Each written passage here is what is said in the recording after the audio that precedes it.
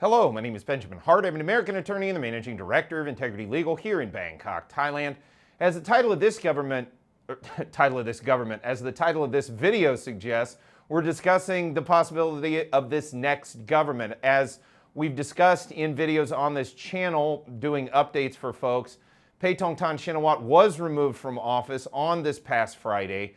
We are currently in kind of a holding pattern here in Thailand via a caretaker government and awaiting a further, well, basically what's really going on here, despite all the newspaper headlines, and as we've discussed, one side saying, hey, we've got a coalition, another side saying, hey, we've got a coalition, we've got this, we've got that. Meanwhile, People Party is apparently kind of being wooed right now from all angles about possibly supporting a government. Remains to be seen. The thing to take away, first of all, is on the 3rd, they're going to open Parliament, and apparently, based on everything I'm reading, and between the 3rd and the 5th, they're going to basically be conducting the proceedings in order to come up with a new prime minister. So that's the main takeaway to understand, first off, from this video, is despite anything you're reading out there in the press at all, and I've tried to make my own biases and proclivities and affinities clear, but whatever you're reading or hearing from whomever, we're not really going to have anything official until after Parliament convenes to discuss who's going to be the next PM. That said, People Party seems to presently kind of be in the spotlight right now as the sort of basically the party that can throw their enough weight behind a candidate for a prime ministership. Now, apparently, they have some demands. It's a very weird situation. I got to be honest with you. I find it rather odd. I won't say disingenuous, but let's just say strange that People Party takes the position of, well, we'll vote for a PM and we'll support you in forming a cabinet, but we don't want to be part of the government. We're going to remain in the opposition. What's that? I mean, I find that a little odd. You know, it's like, well, then don't vote. You know, if you don't want to get into that. But you want to throw support, you want to play politics without the repercussions of any blowback associated with the government that you would be supporting. I mean, that seems kind of backward. I mean, backwards is the wrong word. I don't even, what is that? It's basically what I'm saying. I don't get what that kind of stance is. That said, whatever, that's where they stand at the moment. They're saying we can throw support, but we don't want to be part of the government. I kind of get it. They have their own position and they're saying that this is where we're at. Okay, you know, so they are basically saying we can throw enough support to determine who becomes the next prime minister and the formation of the next cabinet. But another big demand that apparently has been agreed to in principle by everybody associated with this whole thing that may end up becoming PM, they've agreed in principle to the notion that the government will be dissolved within a period of about 4 months, is everything I'm reading, and thereafter we'll hold elections.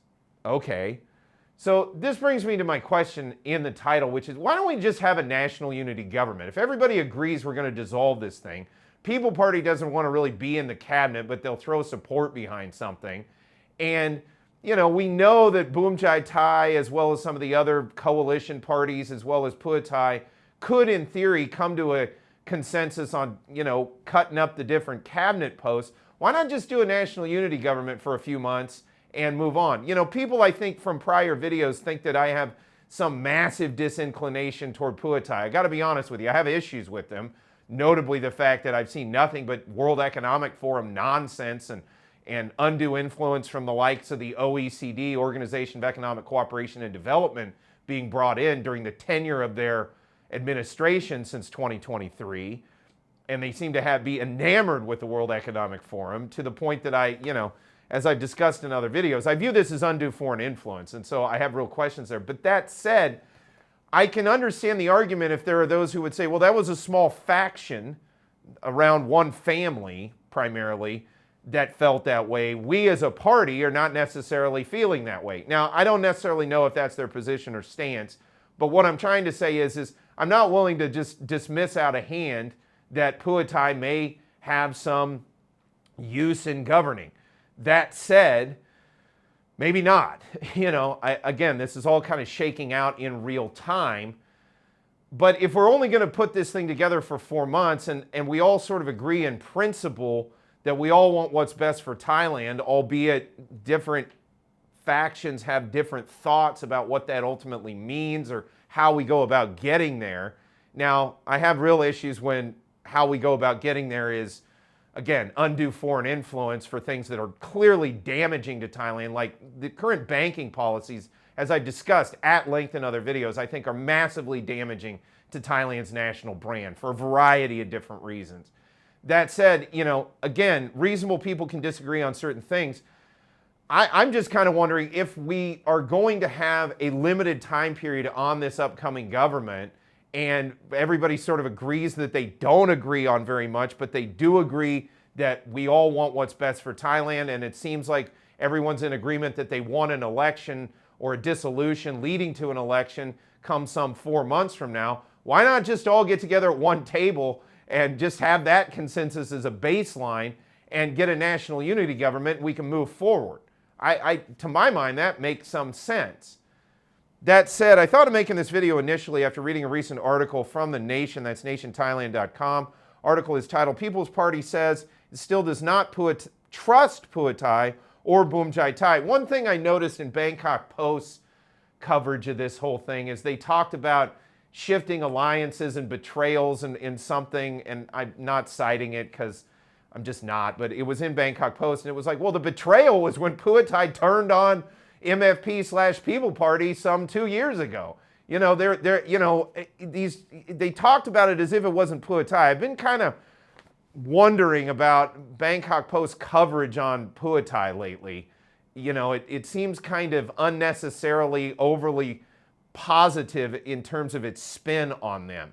Again, I don't have anything against the party per se, and if they want what's best for Thailand, then I'm on board with anybody who wants what's best for Thailand. I do think there was a faction, again, around one family that didn't seem to necessarily want what was best for Thailand. They wanted what was best for themselves, and again, foreign influences that, to my mind, just want to suck value, wealth, and the liberties out of Thailand.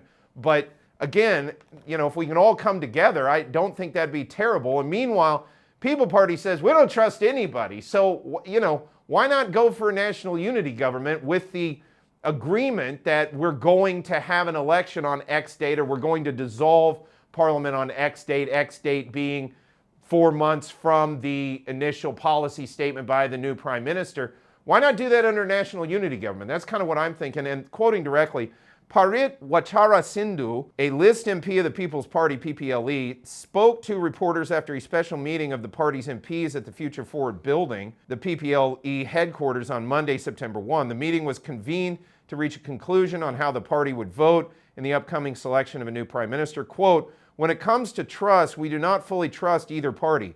Our task is to assess the risk based on evidence and behavior. Well, again, there's some history there with one particular party as far as evidence of behavior.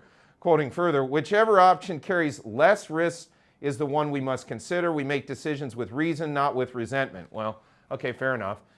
That said, again, they say we don't trust either party. Well, then why don't we all just get together and have a national unity government? We all agree to disagree that we don't agree on, or agree to disagree on how we think it's best to get there. But if everybody's in agreement that they want to go ahead and dissolve the House in 4 months and have an election, why not just form a national unity government? PP can sit in the background and say they're still in the opposition, even though they threw their weight behind the notion of a national unity government.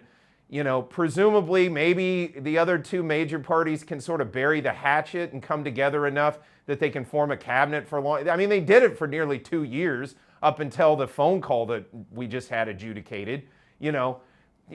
Is it not impossible? Is it impossible that, they can't come to some kind of consensus to last for 120 days? I mean, to my mind, it would just be best for Thailand if we could simmer down all the political tension, come to a national unity government with the agreement that, okay, everybody's on board, we're going to do an election next year, and then move on with it. I mean, to my mind, that would be the best thing for everybody involved here in Thailand.